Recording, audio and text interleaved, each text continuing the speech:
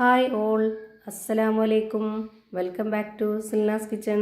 ഇന്നത്തെ റെസിപ്പി ക്യാരറ്റും തേങ്ങയും കൊണ്ട് നല്ലൊരു വെറൈറ്റി ടേസ്റ്റി ആയിട്ടുള്ള അടിപൊളി ഒരു ഈവനിങ് സ്നാക്സിൻ്റെ റെസിപ്പിയാണ്. ഒരു തവണ ഉണ്ടാക്കി കഴിച്ചാൽ നമുക്ക് വീണ്ടും വീണ്ടും ഉണ്ടാക്കി കഴിക്കാൻ വേണ്ടി തോന്നും. അത്രയും ടേസ്റ്റി ആയിട്ടുള്ള കുട്ടികൾക്കും വലിയവർക്കൊക്കെ ഒരുപോലെ ഇഷ്ടാവുന്ന നല്ലൊരു അടിപൊളി ഐറ്റമാണ്. അപ്പോൾ ഇതെങ്ങനെയാണ് തയ്യാറാക്കുന്നതെന്ന് അറിയാനായിട്ട് വീഡിയോ സ്കിപ്പ് ചെയ്യാതെ മുഴുവനായിട്ടൊന്ന് കണ്ടു നോക്കണേ. റെസിപ്പിയിലോട്ട് അടക്കുന്നതിന് മുമ്പായി സിൽനാസ് കിച്ചൺ ചാനൽ ആദ്യമായിട്ട് കാണുന്നവരാണെങ്കിൽ പ്ലീസ് ഒന്ന് സബ്സ്ക്രൈബ് ചെയ്തേക്കണേ. ഒപ്പം തന്നെ ഈ വീഡിയോസ് നിങ്ങൾക്ക് ഇഷ്ടപ്പെടുകയാണെങ്കിൽ ഒരു ലൈക്ക് ചെയ്ത് ഷെയർ ചെയ്ത് സപ്പോർട്ട് ചെയ്യാനും മറക്കരുത്. ഇനി നമുക്ക് ഇതെങ്ങനെയാണ് തയ്യാറാക്കുന്നതെന്ന് നോക്കാം. ഇതിനായി ഞാനിവിടെ ആദ്യം തന്നെ ഒരു ബൗൾ എടുത്തിട്ട് അതിലേക്ക് 250 ml കപ്പിൻ്റെ അളവിൽ റവയാണ് ഇട്ട് കൊടുക്കുന്നത്. വറുത്ത റവയാണ് എടുത്തിട്ടുള്ളത്, അങ്ങനെ തന്നെ എടുക്കാൻ നോക്കുക. ഈ ഒരു കപ്പ് അളവിന് 2 കപ്പ് റവയാണ് ഇതിലേക്ക് ഇട്ട് കൊടുത്തിട്ടുള്ളത്. വറുത്ത റവയിൽ ചെയ്തെടുക്കുമ്പോഴാണ് ഇത് നല്ല ടേസ്റ്റി ആയിട്ടും പെർഫെക്റ്റ് ആയിട്ടൊക്കെ കിട്ടുന്നത്. ഇനി നമുക്കിതിലേക്ക് നല്ലൊരു മണത്തിന് വേണ്ടിയിട്ട് ഒരു 3-4 ഏലക്ക ഒന്ന് തല്ലിയതിന് ശേഷം ഇതിലേക്ക് ഇട്ട് കൊടുക്കുന്നുണ്ട്. പൊടിച്ച ഏലക്ക ആണെന്നുണ്ടെങ്കിൽ അങ്ങനെ ഇട്ട് കൊടുത്താലും മതി. പിന്നെ വേണ്ടത് 2 ക്യാരറ്റ് ആണ്. തൊലിയൊക്കെ കളഞ്ഞതിന് ശേഷം നന്നായി കഴുകി എടുത്തിട്ട് ഗ്രേറ്റ് ചെയ്തെടുത്തിട്ടുണ്ട്. നല്ലപോലെ ചെറുതായിട്ട് ഗ്രേറ്റ് ചെയ്തെടുക്കണം. പിന്നെ വേണ്ടത് തേങ്ങ ചിരകിയതാണ്. ചിരകിയതിന് ശേഷം ചെറിയ മിക്സഡ് ജാറിലിട്ടിട്ട് ഒന്ന് ക്രഷ് ചെയ്ത് കൂടി എടുത്തിട്ടുണ്ട്. മെഷർമെൻറ്റ് കപ്പിൻ്റെ 1/2 കപ്പ് അളവിലാണ് തേങ്ങ ഇതിലേക്ക് ഇട്ട് കൊടുക്കുന്നത്. ഇനി ഇതിലേക്ക് 2 ടേബിൾ സ്പൂൺ അളവിൽ പാൽപ്പൊടി ഇട്ട് കൊടുക്കാം. ഇനി ഇതിലേക്ക് പഞ്ചസാരയാണ് ഇട്ട് കൊടുക്കാനുള്ളത്. ഓരോരുത്തർക്കും എത്രയാണോ മധുരം വേണ്ടത് അതിനനുസരിച്ചുള്ള പഞ്ചസാര ഇട്ട് കൊടുക്കുക. ഞാനിവിടെ 4 ടേബിൾ സ്പൂൺ അളവിലുള്ള പഞ്ചസാരയാണ് ഇട്ട് കൊടുത്തിട്ടുള്ളത്.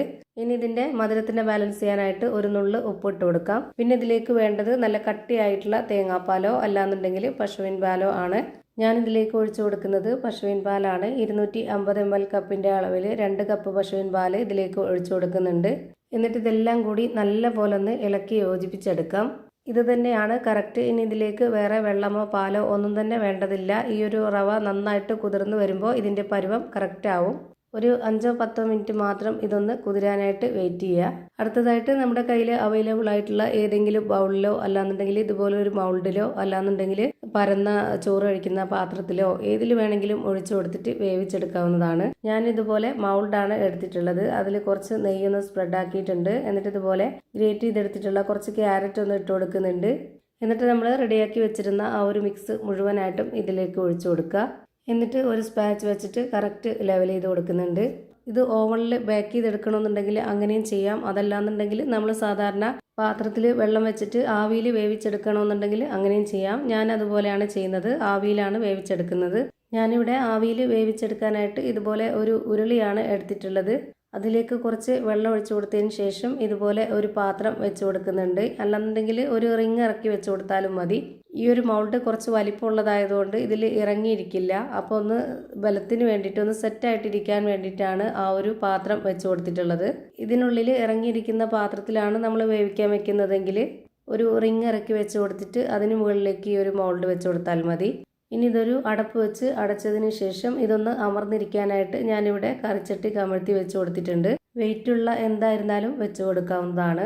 ഒരു 40-45 മിനിറ്റ് സമയം വരെ ലോ ഫ്ലെയിമിൽ ഇട്ട് കൊടുത്തപ്പോഴത്തേക്ക് ഇത് നല്ല പോലെ വെന്ത് കിട്ടിയിട്ടുണ്ട്. ഇനി ഇതിൻ്റെ ഫ്ലെയിം ഓഫ് ചെയ്ത് കൊടുക്കാം. ഇത് എത്ര സമയമാണോ വേവാനായിട്ട് എടുക്കുന്നത് അത്രയും സമയം വരെ ലോ ഫ്ലെയിമിൽ തന്നെ വെച്ചിരിക്കുക.